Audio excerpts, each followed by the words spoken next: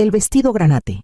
El vestido granate aún colgaba en el fondo de mi armario, su tono más profundo ahora por el paso del tiempo, pero sus pliegues de seda guardaban recuerdos demasiado pesados para ignorarlos.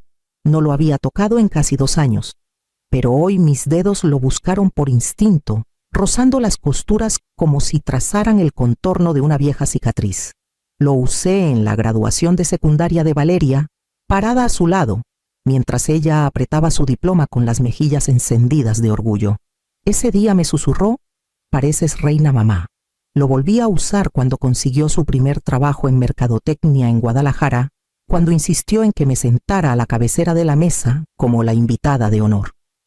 Y una vez más, la noche en que la ascendieron a líder de equipo, chocó su copa de vino con la mía y dijo: «No estaría aquí sin ti». Me lo puse ahora alisando la tela sobre mis caderas con manos que recordaban a Valeria de niña, con sus pies pequeños apretados contra mi regazo, preguntándome si podía ser astronauta y diseñadora de modas al mismo tiempo. Habían pasado 3 semanas desde nuestra última charla, si es que se le puede llamar así. Más bien fue un enfrentamiento. Valeria quería que aportara 200,000 pesos para lo que ella llamó una boda de ensueño, un lugar frente a la playa en Puerto Vallarta, flores traídas de quién sabe dónde, un mosaico importado para el baño del lugar que según su tablero de Pinterest se veía como el paraíso en fotos. Le ofrecí 40,000 pesos, suficiente para algo elegante íntimo. Me miró con la misma expresión que ponía de niña ante las joyas oxidadas de segunda mano que intentaba regalarle decepción apenas disimulada por cortesía. «Estás sentada en un montón de dinero que ni usas», dijo con voz cortante controlada. «Y yo soy la egoísta». Cortó la llamada antes de que pudiera responder. Ahora estaba sola frente al espejo de cuerpo entero, con el vestido granate cayendo en su lugar, como si hubiera estado esperando. El silencio entre nosotras se había alargado tanto que empezaba a sentirse como un mensaje en sí mismo. Pero ayer llegó su llamada. Su voz era más ligera de lo que recordaba. «He estado pensando, mamá. Tal vez ambas dijimos cosas que no queríamos. ¿Podemos hablar en una cena?», propuso la Perla en la calle Hidalgo, el mismo restaurante al que su padre me llevó para nuestro 25º aniversario. Dije que sí. 3 semanas antes de la invitación a la cena, Valeria estaba en mi cocina con una carpeta brillante en las manos y un tono que no escuchaba desde que tenía 16, y quería un Volkswagen usado en lugar del Chevy destartalado que su padre encontró en Mercado Libre. La cocina olía ligeramente a canela por el té que había preparado esa mañana, pero la tensión en el aire aplastaba todo. 200,000 pesos, dijo abriendo la carpeta sobre la mesa, como si fuera una presentación de bienes raíces. Cubre el lugar. La planeadora, los gastos de viaje, el fotógrafo, arcos florales personalizados y el primer depósito para el paquete de luna de miel. Su voz era brillante, ensayada, casi profesional. Yo estaba frente a ella, aún en pantuflas, parpadeando ante la columna de números que no parecían de una boda sino del lanzamiento de una empresa. «Entiendo», dije manteniendo la voz firme. «Es hermoso, Valeria. Pero 200,000 pesos, mucho dinero», sonrió amplia pero falsamente. «Tú lo tienes». «Lo tengo», admití, «porque tu padre trabajó 30 años y murió pensando que ese dinero me daría una jubilación segura. Porque recorté cupones toda mi vida y manejé el mismo coche por 12 años, no para fingir que soy una inversionista silenciosa en tu boda». Su expresión titubeó. «Entonces es un no. Te doy 40,000, dije. Es lo que le di a tu prima cuando se casó. Es justo, es generoso». Cerró la carpeta de un golpe. «Con 40,000 no cubro ni la iluminación. ¿Sabes siquiera lo que requiere un evento así? Crees que estoy exagerando, pero no es solo una fiesta. Es nuestro futuro». La miré realmente. La miré y me di cuenta de que lo decía en serio.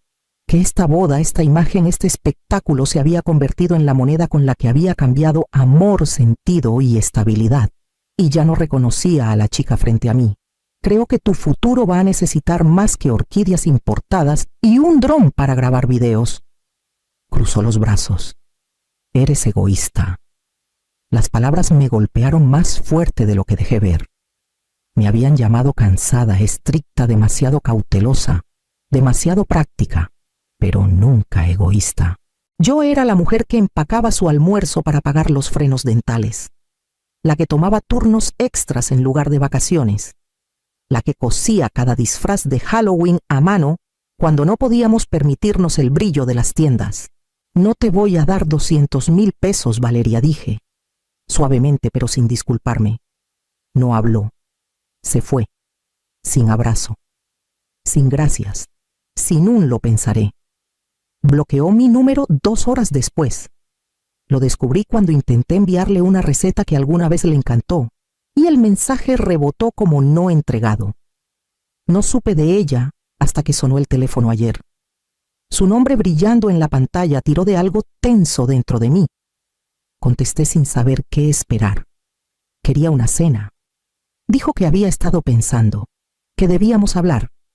Incluso eligió el restaurante, La Perla. La llamada llegó justo después de las 10 de la mañana. Estaba en el jardín podando las últimas rosas antes de que cambiara el clima, cuando el teléfono vibró en mi bolsillo. Su nombre iluminó la pantalla como una bengala. Respondí con más cautela que gracia. «Hola, mamá», dijo Valeria, con una voz más suave de lo que esperaba. Hubo una pausa al otro lado, como si estuviera escogiendo sus siguientes palabras con cuidado.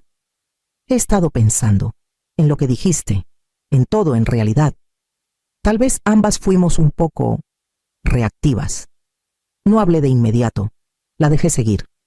Platicamos con Esteban, y yo solo... Bueno, te extraño. No quiero que sigamos así. Pensé que podríamos cenar solo a hablar.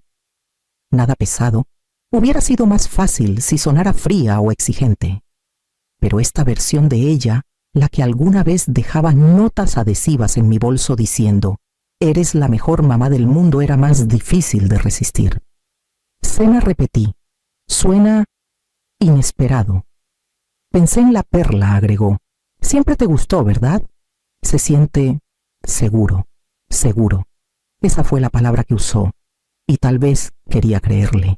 Tal vez una parte de mí también la extrañaba, no a la mujer con números en una carpeta, sino a la hija que solía sentarse en la encimera y pedir glaseado antes de la cena. La Perla fue donde Joaquín y yo celebramos nuestro 25º aniversario. Manteles blancos, jazz suave y una mesita tranquila donde él sostuvo mi mano toda la cena sin decir mucho. Se sentía como un santuario entonces, como si el mundo se hubiera reducido a solo nosotros. Dudé un instante más, luego acepté. Sonó complacida. Dijo que haría una reservación. 6:30 mañana por la noche. Después de colgar, me senté en el escalón del porche y observé la brisa mover el jardín. Algo en mí se agitó cauteloso pero no frío. Tal vez ella había cambiado. Tal vez la maternidad ya estaba suavizando sus bordes. Me dije que era un comienzo, pero en el fondo me preguntaba si era algo completamente diferente. Planché el vestido y lo dejé extendido sobre mi cama. La Perla no había cambiado. La fachada de ladrillo aún brillaba cálida en la luz del atardecer, con la misma enredadera trepando por las ventanas, el mismo murmullo suave de las conversaciones dentro. Por un momento me permití creer que esto sería como antes, copas chocando, risas compartidas, algo tierno entre nosotras.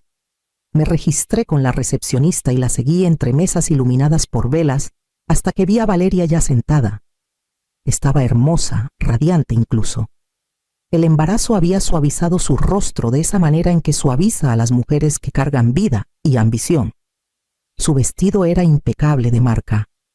Se levantó a abrazarme y por un segundo el perfume familiar en su clavícula me apretó la garganta.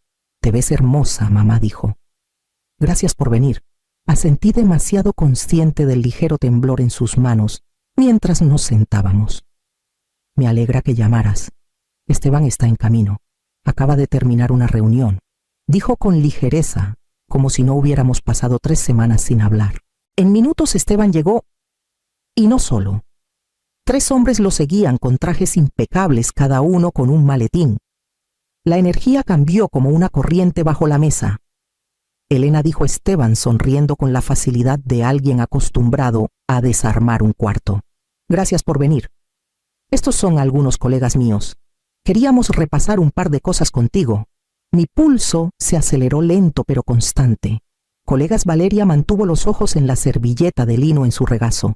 Solo traen unos documentos que pensamos que querrías ver. Uno de los hombres con cabello plateado y voz suave se inclinó hacia adelante. Señora Ramírez, soy Esteban Klein, abogado de bienes. Lo que proponemos es una transferencia simple de poder notarial, para su conveniencia. Permitiría a Esteban y Valeria ayudarla a manejar sus asuntos en caso de que sea necesario. Los miré a todos, luego a mi hija. En caso de que sea necesario, tengo 62 años, no 85. Por supuesto, dijo Esteban rápidamente. Pero es solo por practicidad. Con todo lo que está pasando el bebé en camino y tú viviendo sola, pensamos... Levanté una mano. Entonces esta cena no era para reconectar. Era para tener control. Valeria finalmente levantó la vista. Sus ojos no vacilaron. Has estado bajo mucho estrés, mamá. Olvidando cosas, abrumándote. Solo queremos asegurarnos de que el bebé crezca en un entorno estable. Tomando mis cuentas, mi casa. Esteban deslizó un sobre manila sobre la mesa. Solo requiere su firma, aquí y aquí. No lo abrí. No necesitaba hacerlo. ¿Y si no firmo?, pregunté. La voz de Valeria fue baja. Entonces no serás parte de la vida de este bebé. El ruido de los cubiertos y el jazz apagado se desvanecieron.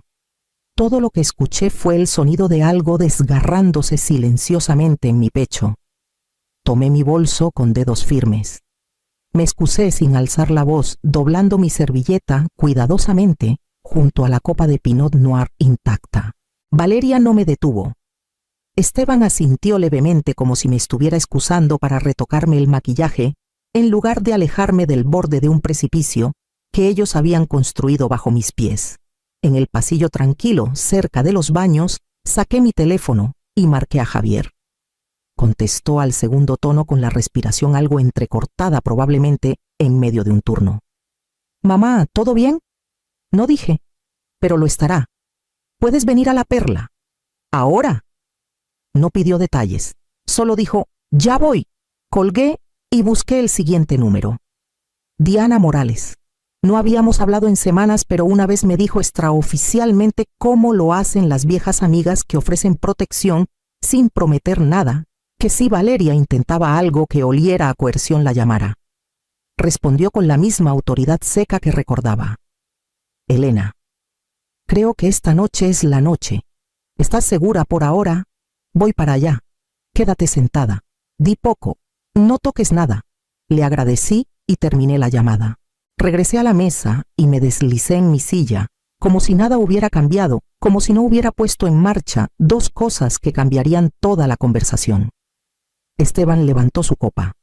«¿Todo bien?» «Solo necesitaba aire», dije. Esteban Klein empujó el sobre otra vez.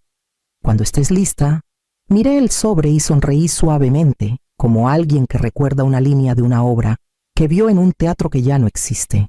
«Aún no estoy lista», dije cruzando las manos sobre la mesa. «Pero alguien más podría estarlo». Valeria me miró confundida. Esteban frunció el ceño. Mantuve la mirada firme, la voz serena, el corazón quieto bajo la superficie. Cualquier tormenta que hubieran preparado no se la iba a dar. Estaba esperando a que cambiara el clima. No tomó mucho. 17 minutos, tal vez 18. Lo suficiente para que Esteban recorriera su sonrisa paciente 2 veces y para que Valeria comenzara a golpear sus uñas manicuriadas contra la base de su vaso de agua. Me quedé en silencio, tranquila, con las manos cruzadas, como si esperara el servicio de pan en lugar de refuerzos. Javier apareció primero, aún con su uniforme de hospital, su gafete de identificación prendido al pecho y el cabello ligeramente desordenado, por lo que debió ser un viaje rápido. Caminó por el comedor como si hubiera estado ahí 100 veces escaneando rostros hasta que sus ojos encontraron los míos. Mamá dijo, «Recibí tu mensaje». Me levanté brevemente para saludarlo. «Gracias por venir». Miró a Valeria. «¿Qué tal, Vale?» Ella parpadeó. «¿Estás trabajando esta noche?». Ya no dijo con voz cortante. ¿Qué pasa, Esteban? Para su crédito intentó suavizar el aire. Javier, qué bueno verte. Solo estábamos discutiendo algunos asuntos de bienes con tu madre.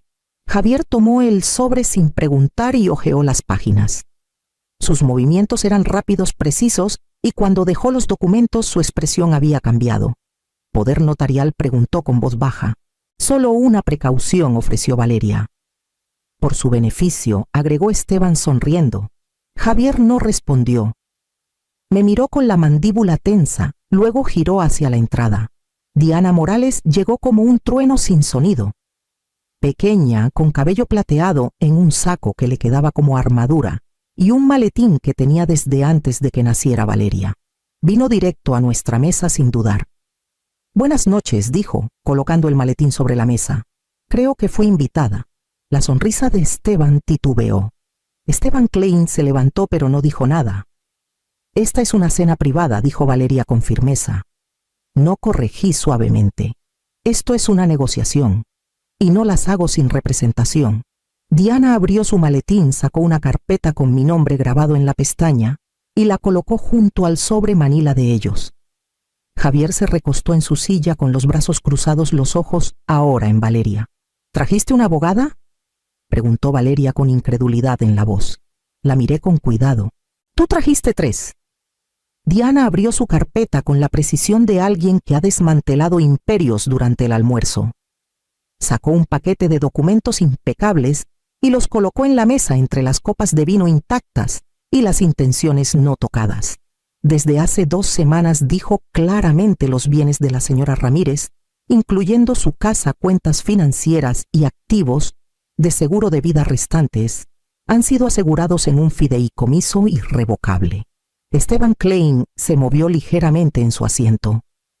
El joven a su lado, apenas salido de la Facultad de Derecho, a juzgar por su postura, se inclinó como si viera un fantasma. «¿Irrevocable?», preguntó Esteban, la palabra cayendo más lenta que su comprensión. «Correcto», dijo Diana. Con Javier nombrado como fiduciario hasta el fallecimiento de la señora Ramírez, y todas las decisiones a su discreción mientras ella permanezca en pleno uso de sus facultades mentales, lo cual, para que conste, no está en disputa. La boca de Valeria se abrió, pero no salió nada. La mandíbula de Esteban se tensó. Además, continuó Diana sacando una segunda carpeta. Hemos reunido documentación sobre intentos de cuestionar la competencia mental de la señora Ramírez, incluyendo una visita a su médico de cabecera por alguien que se presentó como vecino preocupado, indagaciones en sus cuentas financieras por asociados conectados con el señor Torres. Y esto fue particularmente audaz, un investigador privado recorriendo su calle. Esteban intentó hablar, pero Diana no se detuvo. Le sugeriría a su cliente, señor Klein, que la coerción de una persona mayor con la intención de obtener control financiero no es solo poco ético, es criminal. No necesitaba decir una palabra.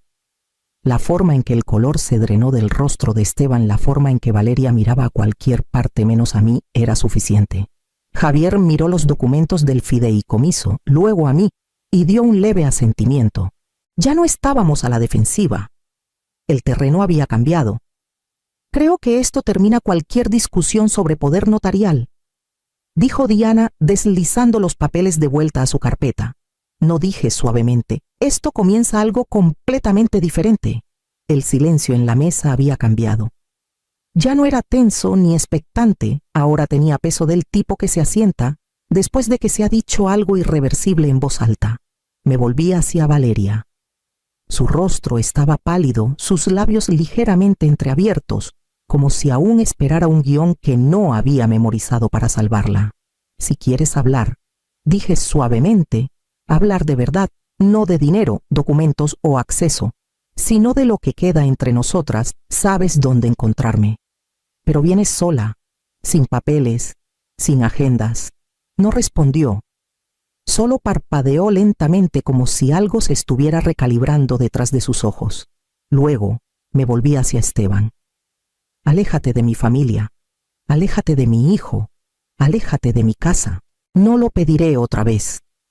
Comenzó a protestar, una mezcla de indignación y manipulación atrapada en su garganta, pero no me quedé a escuchar.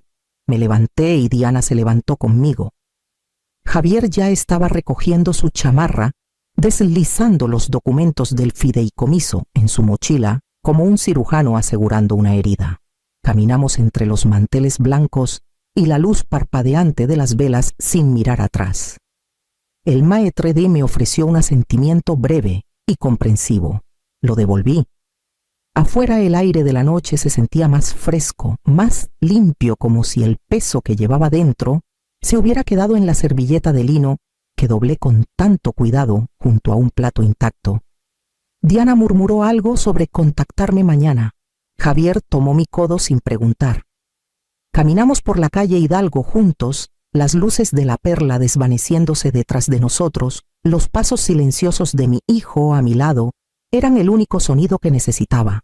El dolor en mi pecho se había atenuado, reemplazado por algo sólido, algo que resistía. Los días después de la Perla pasaron en silencio pero no vacíos. Por primera vez en meses desperté sin esa opresión en el pecho. Seguía preparando mi té matutino, seguía caminando por el sendero del jardín trasero, pero había algo nuevo en el aire, una quietud que no era vacío sino espacio. Carmen se mudó a la casa de al lado una semana después. Viuda como yo, unos años mayor, con ojos agudos y sin interés en charlas superficiales, a menos que importaran. Nos conocimos por un bote de basura compartido y terminamos hablando en mi porche durante 2 horas. No pasó mucho antes de que encontráramos un ritmo café por la mañana, visitas al atardecer, historias compartidas en fragmentos, luego en páginas enteras. No preguntó por Valeria. Me dejó sacarlo cuando estuve lista. Empecé a ser voluntaria en un grupo local de apoyo para adultos mayores enfrentando manipulación financiera. La primera noche que hablé, conté mi historia sin temblar. Escucharon, y algunos asintieron con esa manera silenciosa y conocedora de quienes reconocen su propio dolor traducido en voz alta. Ayudarlos me ayudó. Cada sesión sentía como poner otro ladrillo bajo mis pies. No era quien fui antes, pero estaba convirtiéndome en alguien que valía la pena conocer de nuevo. Javier llamó una noche justo cuando ponía un plato de pan de elote tibio que Carmen había dejado en mi porche.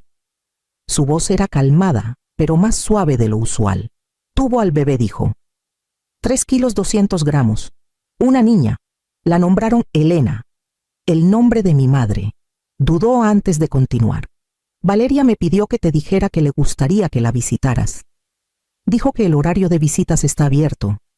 Lo hizo sonar casual, pero ¿sabes lo que realmente está diciendo? Lo sabía. Lo escuché bajo cada palabra. Esa noche me senté en la mesa de la cocina y escribí una carta con letra cuidadosa y firme. Le dije a Valeria que estaba dispuesta a conocer a Elena, que quería conocer a mi nieta, pero lo haría bajo términos claros. Cualquier visita sería con Javier presente, y en el momento en que las finanzas o el pasado entraran en la conversación, me iría. Sellé el sobre, lo dirigí con mi letra más pulcra y caminé hasta el buzón antes de que pudiera dudar de una sola palabra. Amaba la idea de esa bebé. Ya la amaba. Pero había aprendido que el amor sin límites no es un regalo, es una puerta abierta. Me uní al grupo de asistencia legal para adultos mayores a tiempo completo para la primavera. Diana me pidió que hablara en talleres, y lo hice cada vez con más fuerza en la voz, menos peso en el pecho. Escuché a otros como una vez deseé ser escuchada, y eso cambió algo en mí. No solo cómo me veía, sino cómo cargaba lo que había pasado. Carmen venía a cada charla pública que daba. Siempre se sentaba cerca del fondo con los brazos cruzados, asintiendo cuando llegaba a las partes que más importaban. En casa me mantuve ocupada con propósito, no solo rutina. Voluntariado, mentoría, jardinería sin necesitar el silencio para calmarme. Mi paz ya no era frágil, resistía. Una tarde, mientras organizaba mi armario, pasé junto al vestido granate. No lo toqué. No me detuve. Simplemente seguí adelante hacia una blusa más ligera que sentía como ahora, no como entonces. Ya no usaba recuerdos para probar mi valor ante alguien más. Me vestía para encontrarme donde estaba más fuerte, más estable y aún de pie. Algunas mujeres sobreviven la traición. otras se elevan a través de ella. Pero las más peligrosas son las que aprenden a construir después de haber sido rotas.